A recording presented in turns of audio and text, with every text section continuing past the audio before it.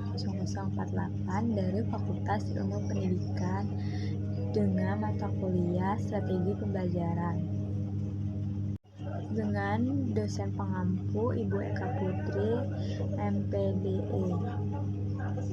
Di sini saya akan menjelaskan tentang strategi pembelajaran. Berikut PPT-nya. Strategi pembelajaran.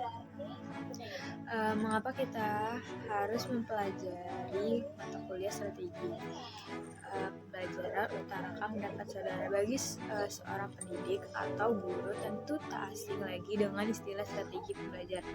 Begitu familiar istilah tersebut di kalangan para pendidik. Lantas, apa yang merupakan suatu bidang keilmuan yang canggih? Dengan kata lain, karena strategi pembelajaran membutuhkan cakupan keilmuan yang sangat luas. Tidak hanya itu, strategi pembelajaran juga mencakup tentang berbagai macam ilmu metode pembelajaran, berbagai macam teori, berbagai macam konsep, berbagai macam model pembelajaran, serta strategi pembelajaran halus, linear, atau sesuai dengan kaidah-kaidah yang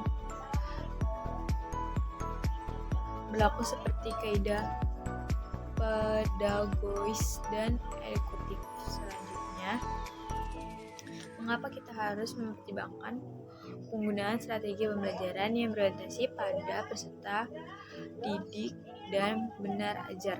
Dalam proses pembelajaran, terdapat berbagai pendekatan pembelajaran dapat diartikan sebagai titik tolak atau sudut pandang kita terhadap proses pembelajaran yang menunjuk pada pandangan tentang terjadinya suatu proses yang sifatnya masih sangat umum. Di dalam mendakwahi cakupan teoris tertentu dilihat dari pendekatan pembelajaran berorientasi atau berpusat pada siswa. Dalam kurung student counter approach dan pendekatan pembelajaran yang berorientasi atau berpusat pada guru, teacher-centered approach. Selanjutnya, tidak ada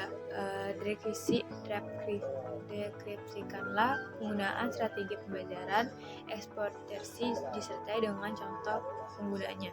Tidak ada satu strategi pembelajaran yang dianggap lebih dibandingkan dengan strategi pembelajaran yang lain.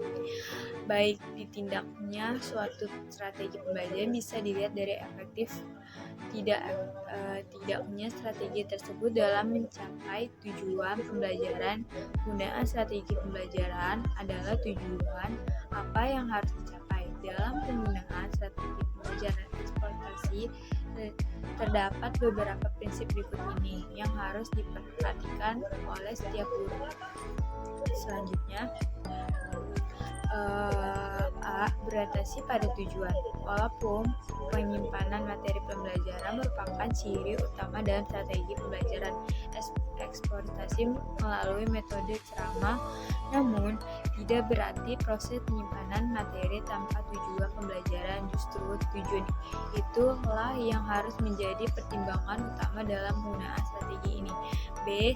Prinsip komunikasi. Proses pembelajaran dalam dikatakan sebagai proses komunikasi yang menunjukkan pada proses penyimpangan pesan dari seseorang dalam kurung sumber pesan kepada seseorang atau sekelompok orang dalam kurung penerimaan pesan. C. Prinsip kesiapan. Siswa dapat menerima informasi sebagai simulasi yang kita berikan. Terlebih dahulu kita harus memastikan mereka dalam keadaan siap baik secara fisik maupun fisikal untuk menerima pembelajaran. D. Prinsip berkelanjutan. Proses pembelajaran eksploitasi harus dapat mendorong siswa untuk mau mempelajari materi pelajaran lebih lanjut. Pembelajaran bukan hanya berlangsung pada saat itu, akan tetapi juga untuk waktu selanjutnya. Deskripsikanlah penggunaan strategi pembelajaran yang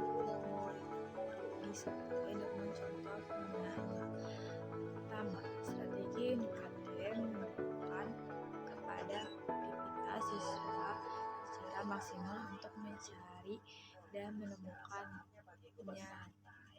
Arti strategi inklusi merupakan siswa sebagai subjek belajar kedua.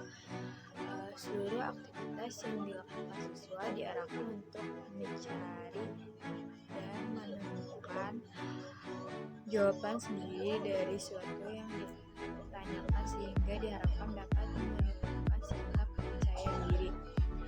Dalam kurung Subjek 3. Tujuan dari penggunaan strategi pembelajaran yang terakhir adalah mengembangkan kemampuan berpikir secara sistematis, logis, dan kritis, atau mengembangkan kemampuan intelektual sebagai bagian dari proses mental. Terima kasih. Sekian presentasi dari saya, kurang lebihnya mohon maaf. Assalamualaikum warahmatullahi wabarakatuh. Bye bye.